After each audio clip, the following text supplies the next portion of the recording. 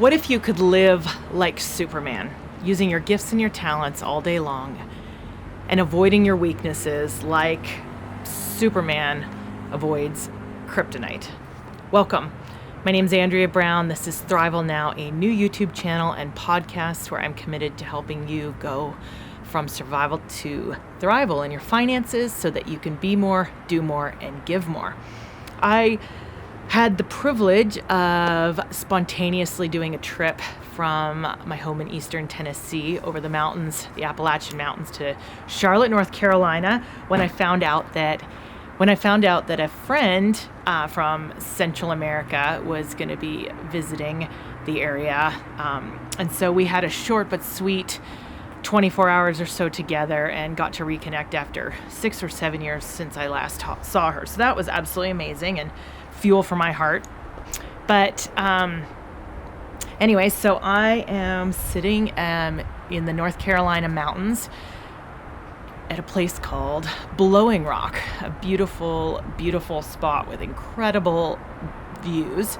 And if you are interested in hearing the incredible story about the Indian warrior and Indian maiden whose love story this Blowing Rock is named for, just wait till the end and you can catch that little story. But really, I just want to share, I had to jump on a quick Zoom call for a group that meets regularly. I have a group of Christian entrepreneurial women that meet regularly to connect for relationship and to just encourage each other on their journey. And one of the things that came out of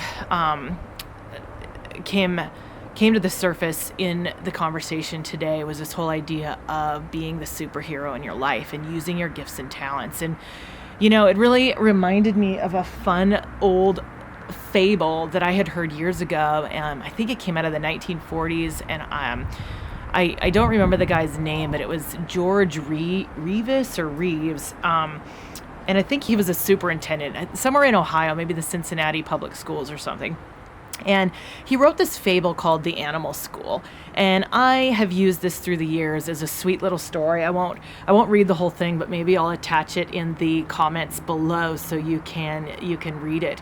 But it's this incredible sweet story about how there's these different animals that go to animal school. There is the ducks, a duck that shows up in the story. There was, I think, 4 characters. So there was a duck and a squirrel and an eagle and a bunny rabbit or something. And you know, in the school, there was climbing class, there was swimming class, there was running class and flying class. And each of the animals obviously had a gift. You know, the eagle was wonderful and got A+ in flying school, but when it came to running, failed miserably. And the squirrel excelled in climbing class, but was terrible at flying and different things like this. And you can kind of go down the list and see where the story goes. But the joke being that, you know, what happened to all these animals in their class where they were failing, they had to spend all their effort and all their energy, so much so that, you know, the eagle was worn out and his feet were bleeding from trying to practice running, and he really couldn't even fly anymore, which was what he was made to do. And same for all the other animals. And, you know, it just reminds me how, you know, it is good to work on your weaknesses. It is good to try to shore up your strengths. But if you focus too much on your weaknesses and strengths, you're never going to go far in life. You need to play to your strengths. You need to be in your element. You need to be where you're made to thrive. And, you know, I'll tell you, years ago when I was shifting in business, I'd sold a window cleaning business I'd moved to Bend, and I was getting ready to launch another business. And at that point, I'd realized that being in business was a lot of work, and it was worth being in. I loved the window cleaning business I'd had, and it was profitable, but for all the work that it was, I wanted to use more of my gifts and talents and my passions. And so when I moved to Bend, Oregon, I was really committed to doing a business that would focus on my strengths.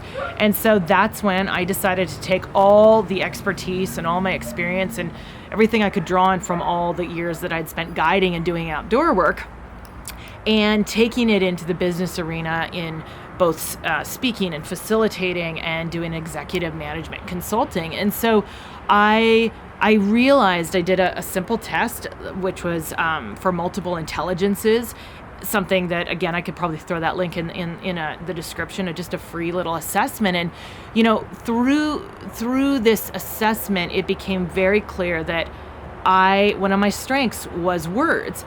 And if I was not playing in the world of words, then I was not in my element. And so if I was focused in another area, I could spend all my energy trying to do what someone else could do without even trying. And conversely, if I was in the world of words, what would come naturally to me and how well I could excel in this arena was what would take someone else possibly a lifetime to achieve who was not gifted naturally in that area. And so, I don't know what your challenges are and what you're facing today, but if you're in business, if you're looking to grow as an individual, whatever area it is, you want to be playing to your strengths. You don't want to be a fish out of water. You want to be a fish in water. And so where do you thrive? What are the circumstances? Where are you playing to your strengths? Where are you a superhero?